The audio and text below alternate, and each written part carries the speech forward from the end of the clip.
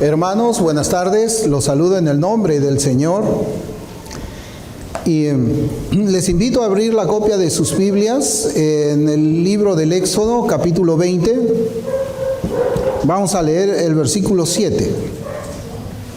Libro del Éxodo, capítulo 20, versículo 7. Pues ya sabemos de qué vamos a tratar en esta mañana. El tema de esta mañana lo vamos a llamar el nombre de Dios es santo.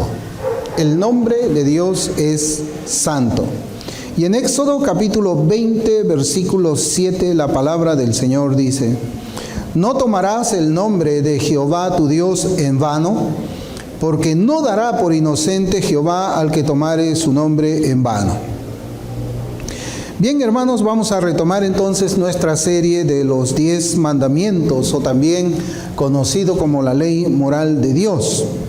Y solamente para recordarles, quizás yo ya lo hice en el momento de la introducción a este tema, esta serie de los 10 mandamientos.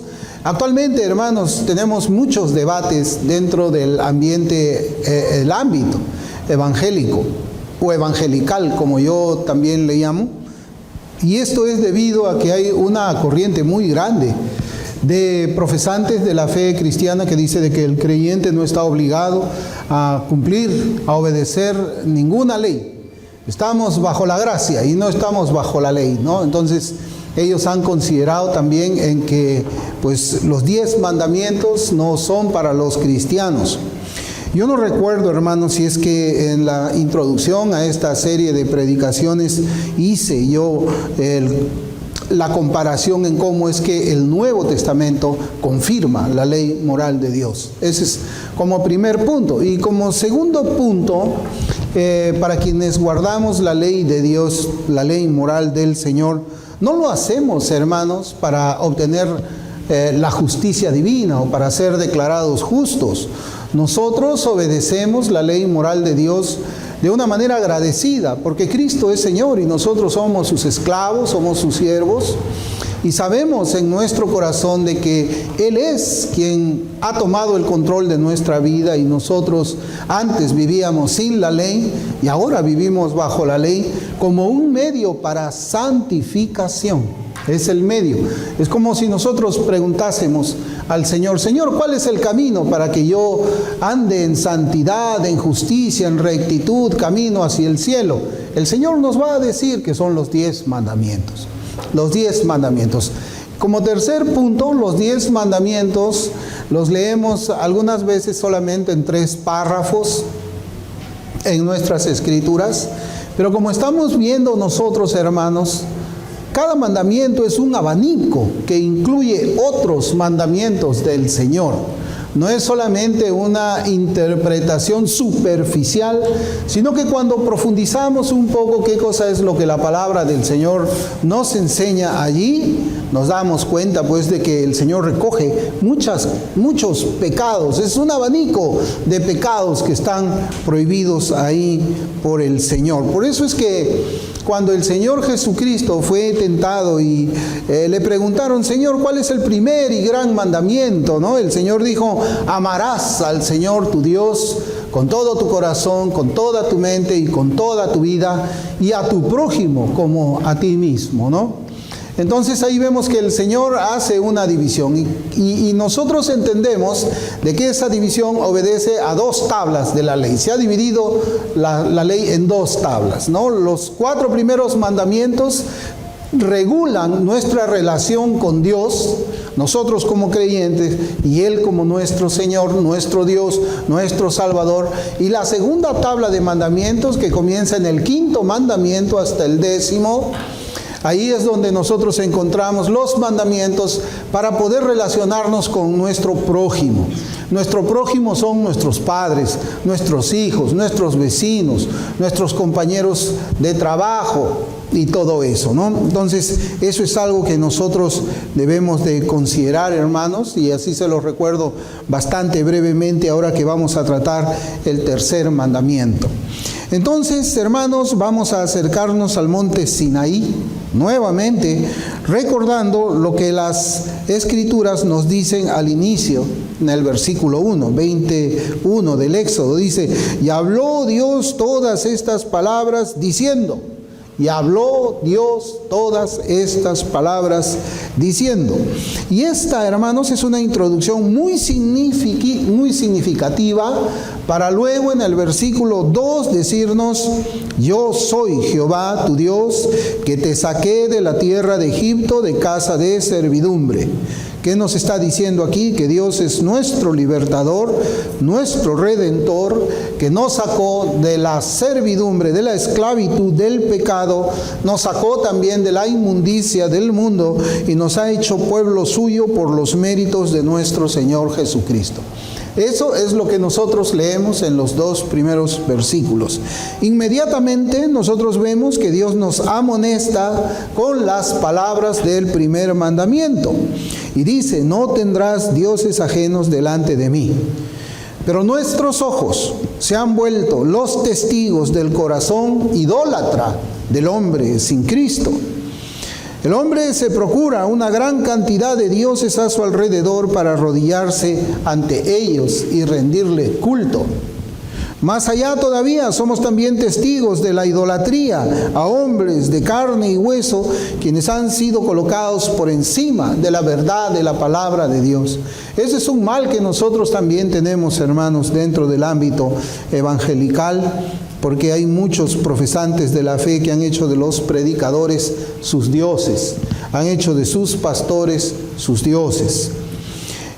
Nosotros podemos encontrar esto en la idolatría, ¿no? Cuando vemos al hombre, pues sin Cristo, así éramos nosotros también. Nos escogíamos dioses como mejor nos convenga, y si no, en último caso, decíamos que éramos ateos, pero eso es mentira. El Dios éramos nosotros mismos, éramos nuestros dioses, ¿no? Y estos hombres que también están dentro del ámbito evangelical tienen palabrerías, yo digo, anticristianas, que son aprobadas, aunque esto denigre la religión verdadera establecida por el Señor en las Escrituras del Nuevo Testamento. Y precisamente conversaba yo con un hermano esta mañana donde él me comentaba acerca de la oración mística que había hecho un pastor nuevo calvinista muy famoso, pero que cuando nosotros comenzamos a ver las prácticas que ellos hacían en un coliseo lleno posiblemente de unas 60,000 personas jóvenes acerca de una oración mística, donde pues el predicador, el pastor famoso leía la escritura, luego la cerraba y decía: Dios, háblame. Pues yo no sé qué significaba eso, pero hay muchos quienes han hecho de esta persona su ídolo. Y el hermano me comentaba precisamente eso en la línea de comentarios. Nadie podía decir de que eso era antibíblico porque inmediatamente le llovían piedras de todos lados, ¿no? Entonces, luego en el segundo mandamiento, el Señor nos ordena cierta clase de adoración también, aprobada por Él mismo. Sin embargo, nuestros ojos también son testigos de la transgresión del mandamiento para abrazar la sensualidad, la carnalidad de una adoración que es prestada del mundo, dizque para adorar a un Dios que es separado del mundo. Y nosotros siempre hemos puesto, hermanos, mucho énfasis en la adoración. Yo les he comentado de que los puritanos en el pasado decían de que cuando Satanás quiere destruir una iglesia, él comienza por la adoración. Una vez que la adoración es destruida, una vez que la adoración es tomada por el mundo, créanme que esa iglesia, hermanos, va a terminar destruida. Podemos llamar a la adoración como las columnas, una de las columnas, también así como la predicación de la palabra del Señor. Así como nosotros decimos que la palabra debe ser predicada sanamente, la adoración de igual manera tiene que ser sana. Esas dos actos religiosos que son atacados por Satanás. Por eso es que nosotros siempre ponemos mucho énfasis, mucho cuidado en la adoración. Y si usted quiere una muestra de lo que yo estoy diciendo, vaya a ver las iglesias que han insertado el mundo en su modo de adorar, y vean ustedes cómo es que caminan los asistentes y los miembros de esas congregaciones. Solamente basta eso, yo no necesito hablar mucho, se necesitan ojos observadores y 2 dedos de frente, nada más. En este día, hermanos, nos reunimos para abrir la palabra de Dios y leer allí el 3er mandamiento, en un tiempo en que el nombre del Señor es profanado por casi todos los habitantes de la tierra, aún dentro de la llamada iglesia evangélica. Pero ese nombre no es profanado por aquella verdadera nación donde el Señor ha puesto su temor en el corazón de ellos. Éxodo 27 dice: no tomarás el nombre de Jehová tu Dios en vano, porque no dará por inocente Jehová al que tomare su nombre en vano. Y con la ayuda del Señor, hermanos, nosotros vemos que hay una división aquí en este mandamiento. Primero, el pecado que está prohibido, y segundo, el castigo, que es la amenaza para quienes quebranten ese mandamiento, y también la actitud que Dios nos demanda a partir de este mandamiento, ¿no? Entonces, cuando el pueblo de Dios, como pueblo de Dios, nosotros hemos recibido pues la capacidad espiritual de Dios de obedecer su palabra. Eso, hermanos, es algo que nosotros no podemos ignorar nunca. Solamente aquella persona que ha sido salvada efectivamente por el Señor, Dios al mismo tiempo le ha dado la capacidad espiritual de obedecer esa palabra. Eso nosotros lo leemos en Ezequiel capítulo 36. Yo quisiera leerlo aquí, hermanos, porque es bueno que nosotros también podamos, en Ezequiel capítulo 36, porque también es mejor hablarlo directamente de la palabra del Señor. Ezequiel capítulo 36. En Ezequiel capítulo, déjenme, voy a buscar Ezequiel capítulo 36, dice la Escritura en el versículo 27.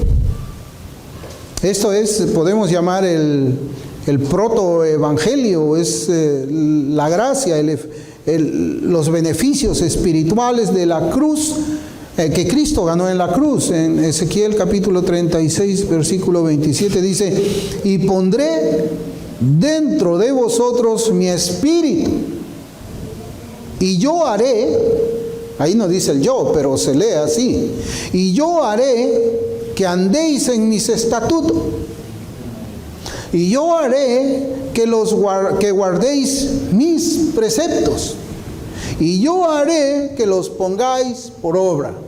Entonces, siempre que yo he discutido un poco acerca de la doctrina de la santificación, hay 2 posiciones, no quiero irme del tema, pero hay 2 posiciones. Yo personalmente, no solo sobre la base de este texto, sino sobre la base de otros textos más, yo considero que la santificación es monergista. ¿Qué es monergismo? Mono es uno, ¿no? Y es la energía de uno, ¿no? La energía de Dios santificando a nosotros. Eso es, ¿no? La santificación, como yo les dije, es caminar obedeciendo los 10 mandamientos. Y la otra posición es la de la sinergia, que es las 2 fuerzas trabajando en un fin. O sea, yo me santifico, yo me esfuerzo, y Dios también, y de alguna manera pues Dios y yo trabajamos para que yo sea santo. Yo no creo así. Este versículo y otros más dicen que es Dios quien hace esa obra. Por eso es que, hermanos, yo les comentaba esto, y como pueblo de Dios, pues nosotros hemos recibido la capacidad.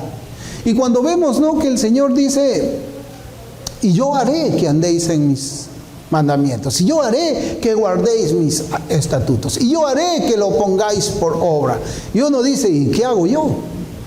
Pues sí, nosotros, así como ese ventilador está encendido, hermanos, y vemos que está girando, que se mueve y está trabajando como debe trabajar, Nunca trabajaría ese ventilador si es que no está conectado a una fuente de energía eléctrica.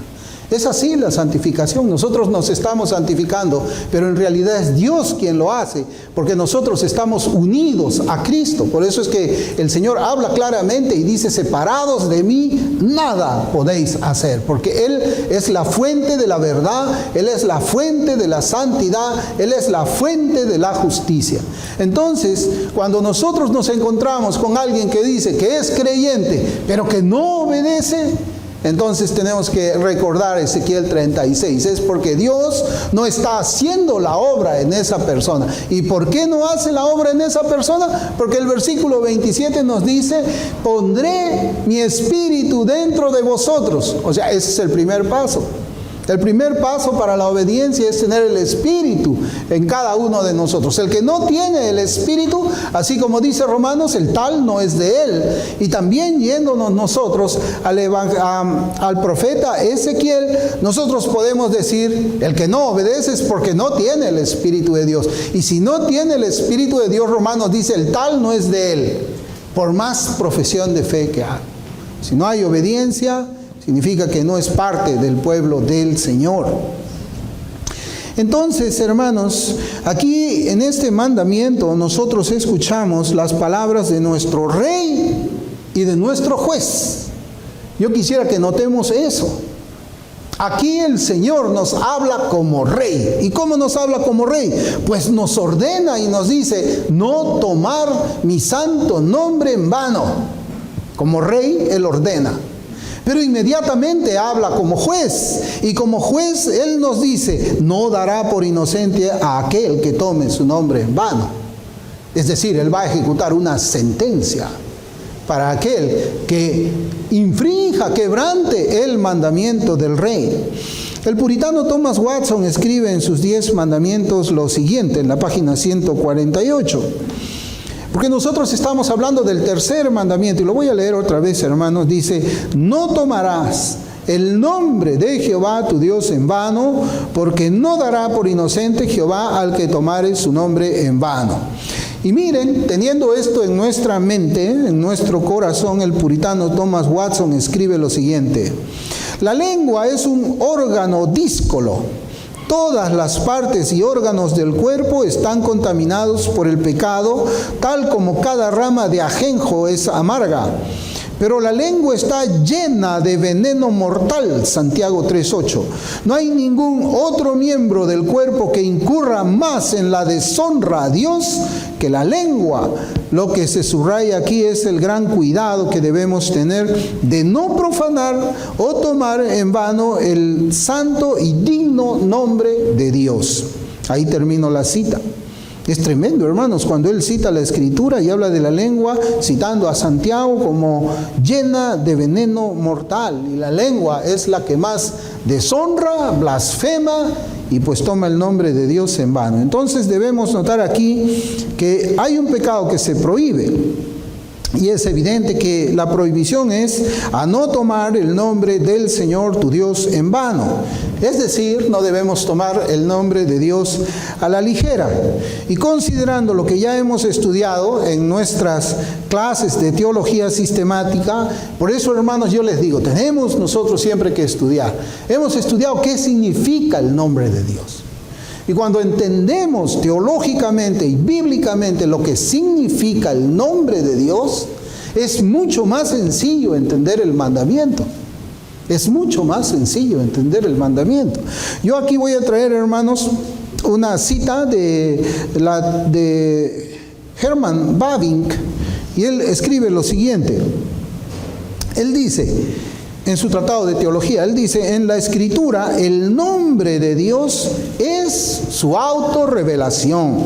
Solo Dios puede nombrarse a sí mismo. Su nombre es idéntico a las perfecciones que exhibe en y para el mundo. Se da a conocer a su pueblo por sus nombres propios, a Israel como Yahweh, a la iglesia cristiana como Padre. Fin de la cita. Entonces nosotros hemos estudiado de que el nombre de Dios es su persona. Es su persona. La cultura hebrea tenía un contexto distinto en cuanto al nombre de una persona, distinto, completamente diferente al contexto en el cual nosotros vivimos ahora, ¿no? A nosotros, por ejemplo, no nos importa que hablen a veces de nuestro nombre, ¿no? Y se burlen, o los amigos hagan ahí una chacota en la escuela acerca de que mi nombre suena así o suena así, pues bueno. Pero en el tiempo de los judíos no era así, hermanos. Por el nombre del Señor debe entenderse todo lo que el amado Señor ha revelado acerca de sí. Su nombre significa, y ahora voy a entrar a los atributos, su autoexistencia, su inmutabilidad, su fidelidad, etc. Eso es lo que significa su nombre. Es el mismo nombre que el Señor le habló a Moisés y con la que envió a Moisés a los hijos de Israel en Egipto. Yo soy el que soy. Eso está en Éxodo 3:14. Sin embargo, debemos también recordar, hermanos, que ningún nombre puede encerrar todo el ser divino, el infinito de Dios. No podemos tomar, por lo tanto, ningún nombre de Dios en vano. Ninguno de los nombres con los cuales Él se ha revelado en las Escrituras. El mundo profana el nombre del Señor y lo hace de una manera, hermano, muy vulgar. Pero los que hemos sido perdonados en la muerte de Cristo, no podemos hacerlo. El mundo tiene una manera de ver la vida, una manera de hablar, una forma como conducirse. Ellos están sin Dios.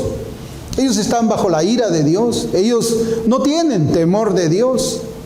Así lo dice el Antiguo Testamento y Pablo también lo recoge en Romanos capítulo 3 cuando dice, y no hay temor de Dios en ellos. No hay temor, ellos no temen a Dios y por lo tanto como no temen a Dios, ellos utilizan su santo nombre como quieren, ¿no? Pero nosotros no es así. Salmo 69:30 dice, alabaré yo el nombre de Dios con cántico, lo exaltaré con alabanza. Salmo 104, entrad por sus puertas con acción de gracias, por sus atrios con alabanza, alabadle, bendecid su nombre. Salmo 145:1, te exaltaré, mi Dios, mi Rey, y bendeciré tu nombre eternamente y para siempre. Eso es un cántico, es un salmo que nosotros también muchas veces lo utilizamos para adorar al Señor en los servicios dominicales. El tercer mandamiento entonces habla de un abuso vergonzoso del nombre del Señor. Hermanos, y debemos verlo de esta manera, hablando del nombre del Señor. El Señor en su bondad y misericordia ha dado a conocer su ser a nosotros por medio de su nombre. Ha dado a conocer su ser por medio de su nombre. Un nombre que debe ser invocado primeramente para la salvación del alma. Para la salvación del alma y posteriormente para darle alabanza, gloria y honor. Esas son las dos, podemos decir, las dos maneras en que debe ser invocado el nombre del Señor. Primeramente para que nos salve y segundo para adorarle, para bendecir su nombre. Los incrédulos, ya les había mencionado que ellos no tienen temor de Dios y hermanos, nosotros en el día a día podemos notar la forma como es que ellos profanan el nombre del Señor muchas veces. Por ejemplo, cuando ellos dicen, y el Señor me perdone, pero es la manera en que debemos de enseñar al pueblo del Señor, cuando ellos dicen, oh my God. Eso es profanar el nombre de Dios. Cuando nosotros en español, por cualquier cosa, en cualquier chiste, en cualquier risa, decimos, Dios mío, eso es profanar el nombre de Dios. También se usan otras palabras y yo las he escuchado mucho. Allá en los Estados Unidos ellos también dicen, oh my gosh, pero en realidad es lo mismo. Eso, hermanos, nunca debemos permitirle a nuestros hijos que hablen de esa manera. Nunca. Es lo que encontramos en las series, en la televisión. No, oh my God, dicen. Perdón, Señor, no. Por eso yo les digo, los padres creyentes no debemos permitir nunca el uso de esas blasfemias en nuestras casas y debemos enseñarle a nuestros hijos a caminar en el temor del Señor, para que aún mientras no son salvados, ellos aprendan a invocar, a mencionar ese nombre solamente 2 veces. Primeramente, para que sus almas sean salvadas, y en segundo lugar, para que luego bendigan ese nombre. Además, también, entre esas maneras, entre otras, de mencionar el nombre del Señor para un propósito impropio o irreverente también, hermanos. No podemos mencionar para un propósito irreverente el nombre del Señor, porque todo eso traerá juicio de Dios sobre los dueños de esos labios. Ahora, estamos hablando de la amenaza que hace el juez, que seguramente va a cumplir. Hermanos, no podemos permitir que nuestros hijos hablen de esa manera. Si son incrédulos, ellos no lo van a entender. Pero tenemos que recordar que el Dios no va a tener por inocente a quien profane ese nombre. Y si nosotros queremos cuidar a nuestros hijos, tenemos que enseñarles a no tomar el nombre de Dios en vano. Y también hay otras maneras en que el nombre de Dios es blasfemado. Y esto es un poco más para nosotros. Por ejemplo, cuando dudamos de su omnipotencia, estamos blasfemando el nombre de Dios. ¿Y por qué? Porque es un atributo divino. Y el atributo divino, ¿qué cosa es? A su vez, su persona. Y su persona es su nombre, y su nombre es su persona. Como creyentes no podemos dudar de la fidelidad de Dios tampoco. O cuando pensamos que Dios no es justo, cuando las circunstancias que nos rodean no son de nuestro agrado. Unos ejemplos los encontramos en estos pasajes de la Escritura. Y yo examinaba un poco, hermanos, pasajes en la Escritura que nosotros no deberíamos imitar, sino que están allí más bien para amonestación nuestra. Por ejemplo, Job capítulo 3, versículos del 1 al 5. Dice la palabra de Dios: después de esto abrió Job su boca y maldijo su día. Y exclamó Job y dijo: perezca el día que yo nací y la noche en que se dijo varón es concebido, sea aquel día sombrío y no cuide de él Dios desde arriba, ni claridad sobre él resplandezca, aféenlo tinieblas y sombras de muerte, repose sobre él nublado, que lo haga horrible como día caliginoso. Hermanos, estas son expresiones que van en contra de la providencia de Dios.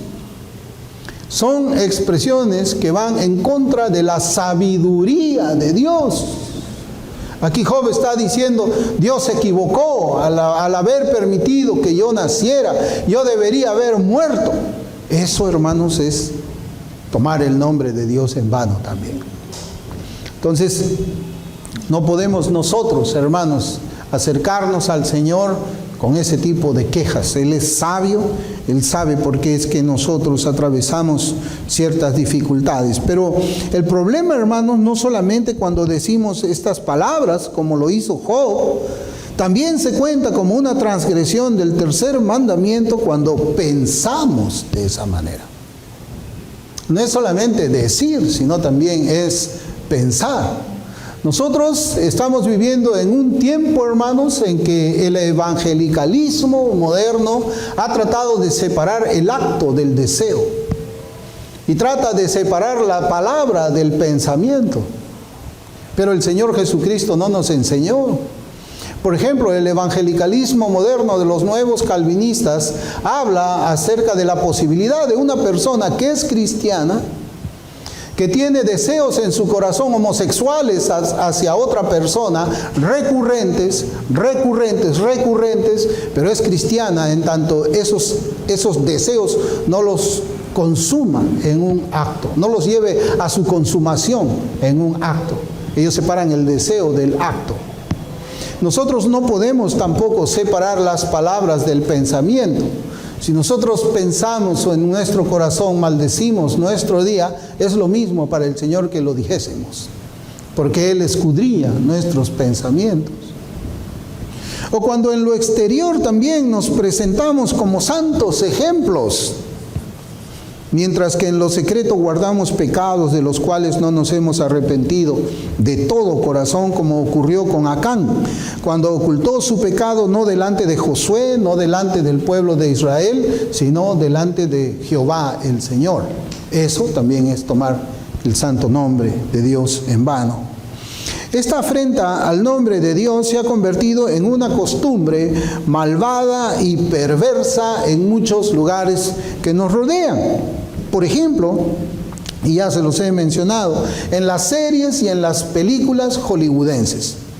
Ahí nosotros podemos ver la cantidad de veces que el nombre de Dios es profanado. También lo vemos o lo escuchamos en las escuelas cuando oímos a los jóvenes y los niños imitando lo que escuchan por doquier, precisamente en esas series de televisión, en esas películas. Imitan mucho eso. También vemos que el nombre de Dios se ha convertido en una costumbre malvada y perversa en las juramentaciones de los funcionarios del gobierno. Incluso dentro de algunas iglesias locales donde su nombre debe ser exaltado y santificado. El tercer mandamiento, hermanos, no solamente prohíbe maldecir el nombre de Dios, sino también prohíbe el perjurio. El perjurio, que significa hacer un juramento en falso. En Levítico 19:12,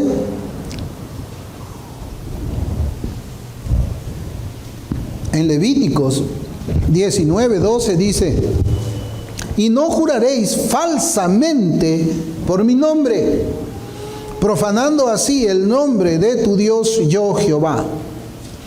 Esta podría ser la forma más aborrecible de tomar el nombre de Dios en vano, porque en un juramento falso el nombre de Dios es invocado para dar testimonio de una mentira o de una traición. Y aquí, hermanos, yo pensaba mucho en lo siguiente. Lo pensaba porque yo recuerdo mucho cómo era mi manera de ver las cosas cuando yo estaba en el mundo. Cuando estaba sin Cristo, yo era un hombre ateo, ustedes saben. Yo nunca hubiese jurado, si es que estaba mintiendo, bajo el nombre de mis padres, o de mis hijos, o de mi esposa. Nunca hubiese jurado yo una mentira como verdad, por el nombre de ellos, pero sí lo hubiese hecho por el nombre del Señor, sin saber que el castigo que me esperaba era mayor y eterno por semejante blasfemia. Y es que el hombre sin Cristo es así. Jura falsamente por Dios, pero nunca se atrevería a jurar falsamente por las personas que ama. ¿Dónde observamos nosotros, hermanos, ese pecado de perjurio? Generalmente cuando escuchamos, por ejemplo, la juramentación de los ministros de Estado. Aquí en Perú dicen: juráis por Dios y estos santos evangelios desempeñar fielmente la cartera de tal y tal y tal. Y después nos encontramos que han robado, han estado en coimas, han hecho una mala gestión y todo eso, ¿no?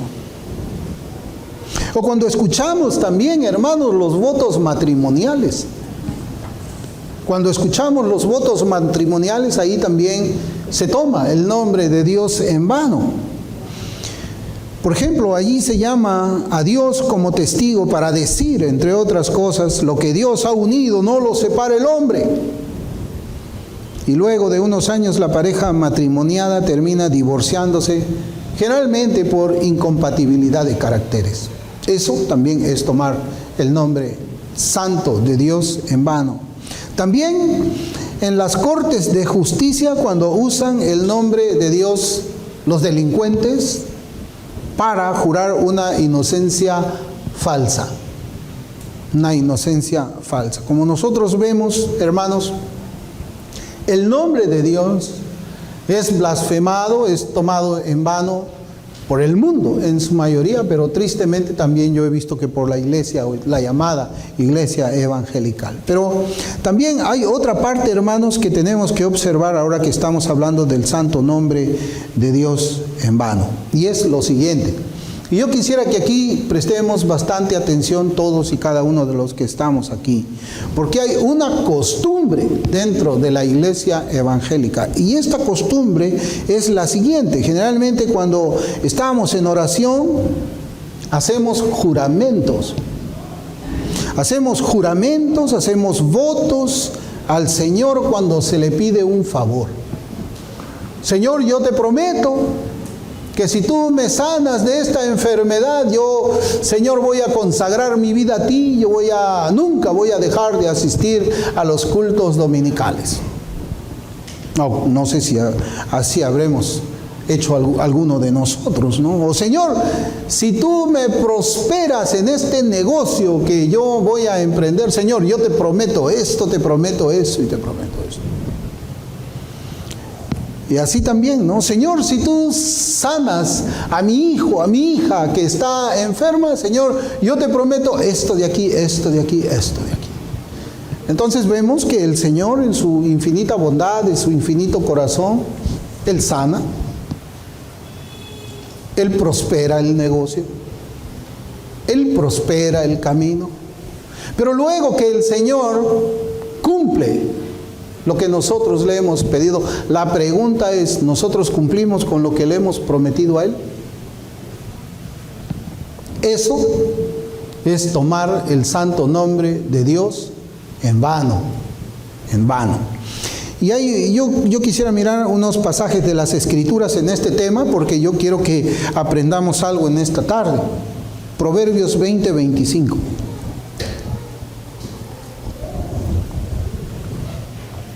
Y aquí es donde nosotros vamos a detenernos también un poquito.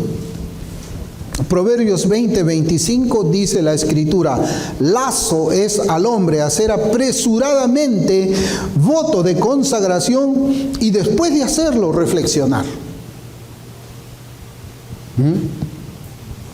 Este es el libro de sabiduría, dice lazo. Lazo, ¿por qué es un lazo? Porque estás atado. Hacer el voto, hacer la promesa, hacer el juramento te ata. Es un lazo, ya estás en lazo, dice. Lazo es al hombre hacer apresuradamente voto de consagración, y evidentemente aquí hablamos del Señor Dios, y después de hacer el voto recién reflexionar. Debería ser al revés, deberíamos reflexionar antes. Pero también Salomón escribe acerca de este tema en Eclesiastés. Abra en capítulo 5, Eclesiastés capítulo 5, versículos del 4 al 7. Eclesiastés 5, del 4 al 7. La palabra del Señor dice: cuando a Dios haces promesa, no tardes en cumplirla, porque Él no se complace en los insensatos. Cumple lo que prometes. Mejor es que no prometas y no que prometas y no cumplas. No dejes que tu boca te haga pecar, ni digas delante del ángel que fue ignorancia. ¿Por qué harás que Dios se enoje a causa de tu voz y que destruya la obra de tus manos? Donde abundan los sueños, también abundan las vanidades y las muchas palabras, mas tú teme a Dios. Es algo tremendo, hermanos, lo que nosotros estamos aquí. Yo creo que como creyentes hemos hecho promesas al Señor en muchas cosas, en muchas cosas. Señor, concédeme esto y yo voy a hacer esto de aquí. Y después cuando el Señor lo concede, nosotros estamos mirando para otro lado, ¿no? Y esperamos que el Señor se olvide. No, de repente se va a olvidar. Bueno, ya hemos estudiado que el Señor no se olvida nada de eso. Por eso es que aquí Salomón nos dice, es Dios quien nos dice: es mejor que no prometas a que prometer y no cumplir. Porque lo que nosotros prometemos, debemos cumplirlo. Claro, esos son votos, son juramentos, son promesas que hacemos a Dios en privado. Yo no las conozco, ustedes no conocen las promesas que yo hago al Señor, así como yo tampoco conozco las promesas que ustedes hacen a Dios. Pero ¿quién conoce mis promesas y las promesas suyas? el Señor. Aún si las hemos tenido en nuestra mente y no las hemos pronunciado, para el Señor es suficiente, ¿no? Y esto, hermanos, mientras yo estaba desarrollando este tema, yo me acordé de un pasaje, no sé si ustedes también. Yo me acordé del juramento que hizo Jefté. ¿Ustedes han leído de Jefté? El juramento que hizo Jefté al Señor si le era concedida la victoria sobre los madianitas. Yo quisiera que veamos, hermanos, cómo es que un cristiano, un creyente, debe cumplir su voto. Vamos a abrir en Jueces, Jueces capítulo 11.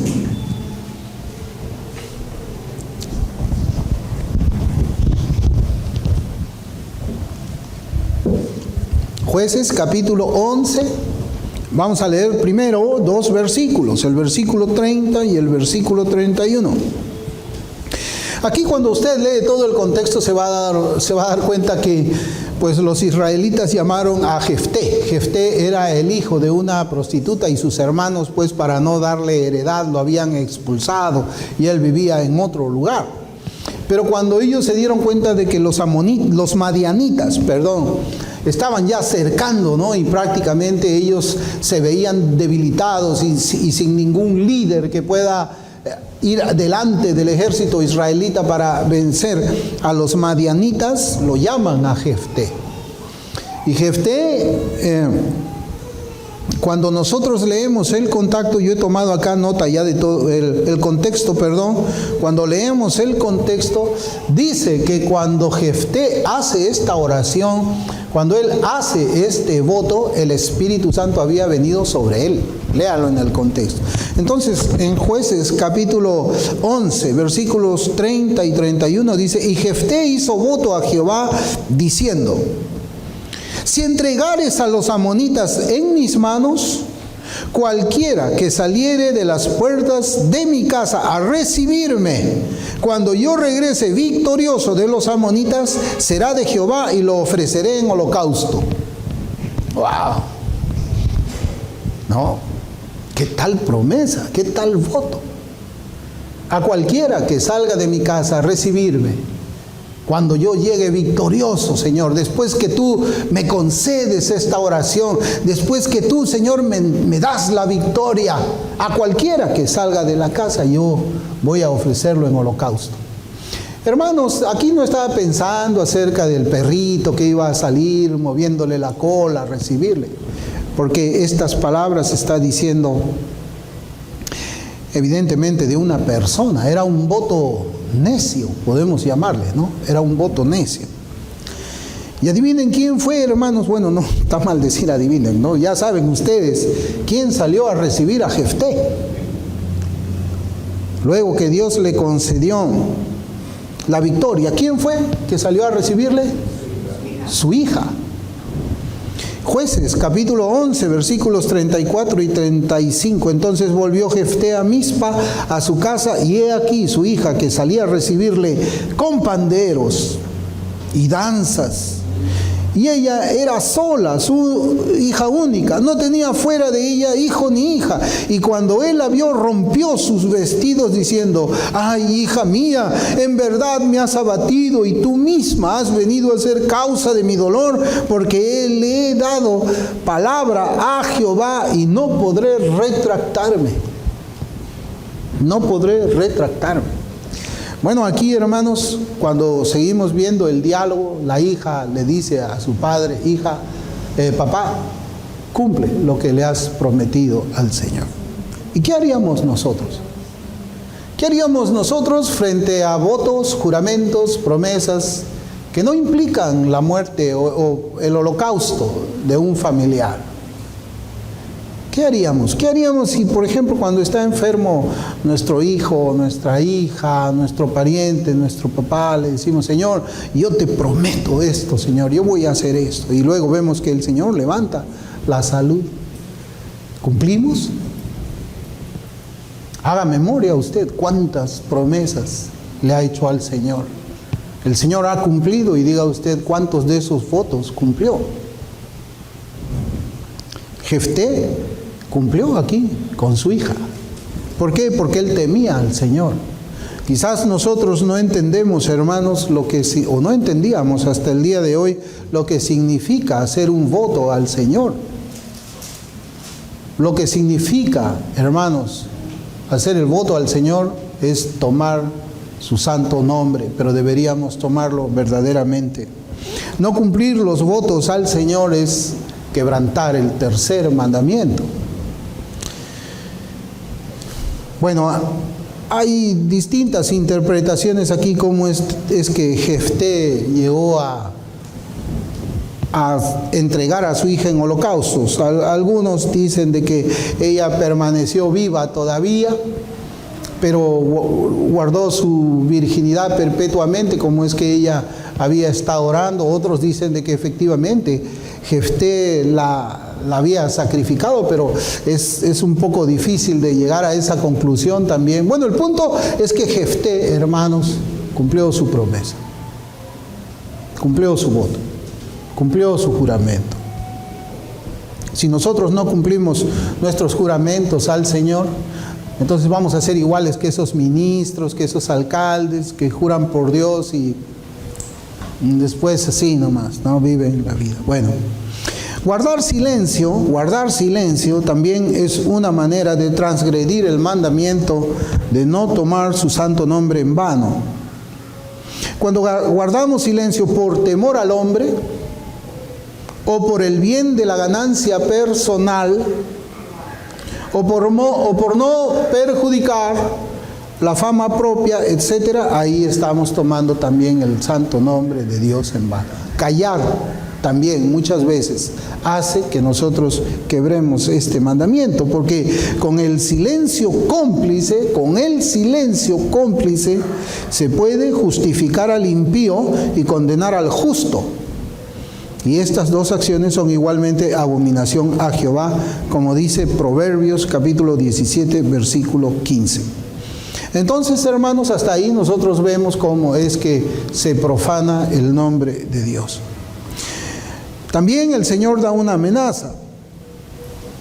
La amenaza contra aquellos que profanan su santo nombre. En Éxodo 27 dice: no tomarás el nombre de Jehová tu Dios en vano, porque no dará por inocente Jehová al que tomare su nombre en vano.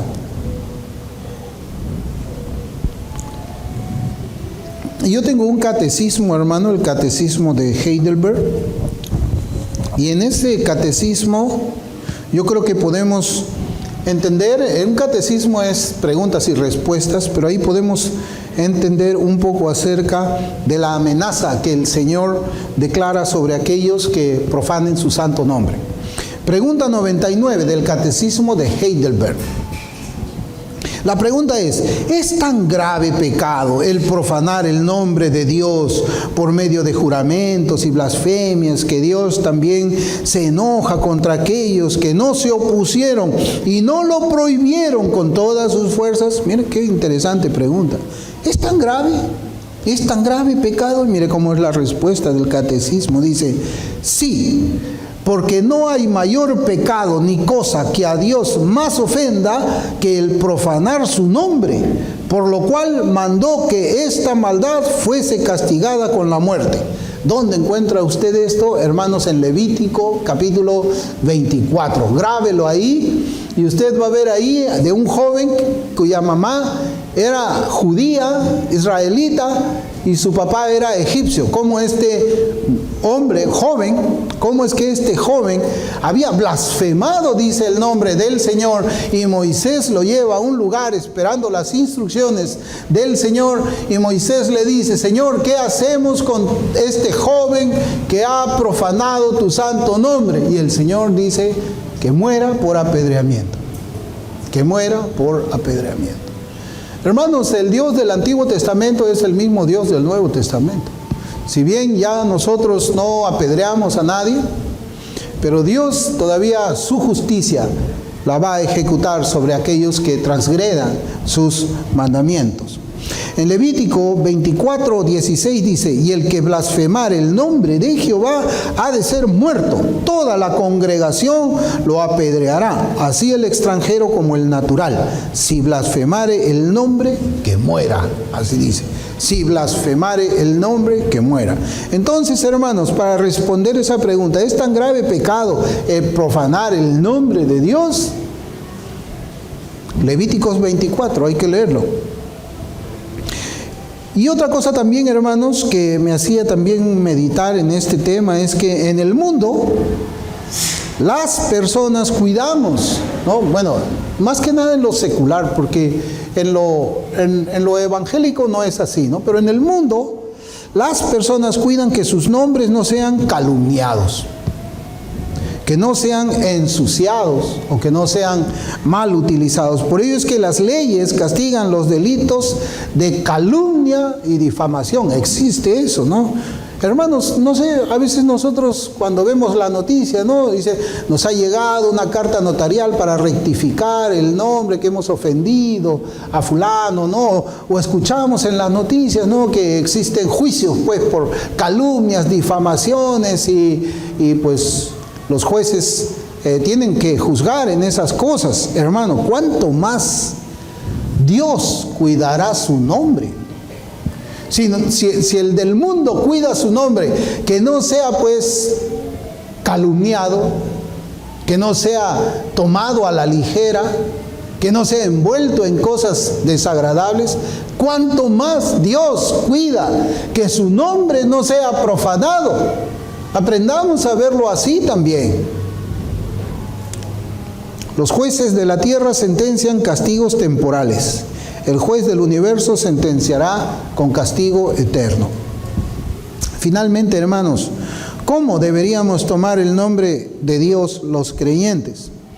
Dice la Escritura que el principio de la sabiduría es el temor de Jehová en Proverbios 7:1. Entonces, cuando oramos, nos acercamos al Señor ¿con qué? Con temor reverente, ¿no? Cuando nosotros oramos, le hablamos su nombre, lo invocamos siempre con una actitud muy respetuosa, Señor, ¿no? Y sabemos, delante de su presencia y con mucho respeto y reverencia, hablamos, tomamos su nombre. Pues, hermano, que así sea también cuando hablemos del nombre del Señor, cuando estamos no solamente de rodillas, físicamente hablando, sino también espiritualmente debemos estar siempre de rodillas en cada momento de nuestra vida, cuidando que de nuestra boca, ni la de nuestros hijos, hermanos, se blasfeme el nombre del Señor. Y enseñemos, pues, como yo les digo de esta manera, a nuestros hijos,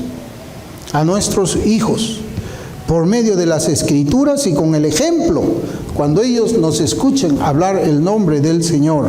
Y tenemos que invocar, tenemos que hablar nosotros el nombre del Señor, hermanos, con el ejemplo que también vemos en las Escrituras. Cuando escuchamos a Abraham dirigirse al Señor, cuando se le presentaba el Señor, o Moisés, o Juan el Bautista, Pedro, Pablo, y hasta el mismo Señor Jesucristo.